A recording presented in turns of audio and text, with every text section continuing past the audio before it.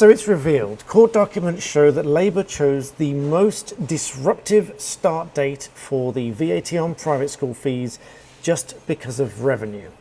Court documents have a way of disclosing things that people may not necessarily want people to know, because we have a process called disclosure, and that includes documents that might go against your case. So it appears, as reported in the Telegraph, that court documents show that the government was advised that this was going to be the most disruptive start date. And in fact, they were advised to delay the introduction of the bill by a few months so that everyone would have an idea of their obligations, etc. But they chose to press ahead anyway. And so ultimately, they've decided this date purely on the revenue. So they've decided to maximize their profit at the expense of these children. Not only that, the Daily Mail reports on a separate memo that says it was actually estimated that 54,000 pupils would be displaced into the state sector within the first couple of years alone, which oddly enough is much higher than the 35,000 that the public were told. So is it in fact the case that the government misled or indeed lied to the public? Because if these numbers are correct, then indeed there's a huge disparity between these numbers, because there's an important distinction here.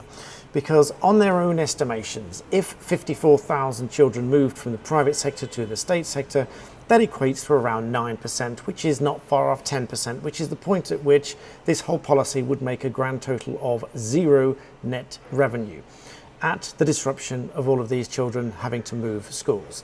So they estimated that 54,000 children would move schools, and they decided to go ahead with this anyway and chose the most disruptive start date. Now, no one's going to convince me that this is not a policy of pure spite and envy. Now, I see lots of different debates going on online and all sorts of places about, quote unquote, pay your fair share and things like that. In fact, newspapers have even quoted the lawyers in court to say that these parents should pay their fair share when it comes to the VAT on school fees and the school fees themselves. But that is just a nonsensical argument, because the parents paying the fees for private school children are already paying for the state places that they don't use by way of their normal taxes. Then they are paying for the private fees on top of that, and in some cases they have to because their children need that extra support and they can't get the support elsewhere. And on top of that, since January, they are now also paying the VAT on top of those fees. So how can it be a sensible argument for lawyers to put forward to court that they should pay their fair share when it comes to these fees? Now, I think there's a strong argument and criticism to make here of those lawyers, because we should not be putting an argument forward in court that is not properly arguable.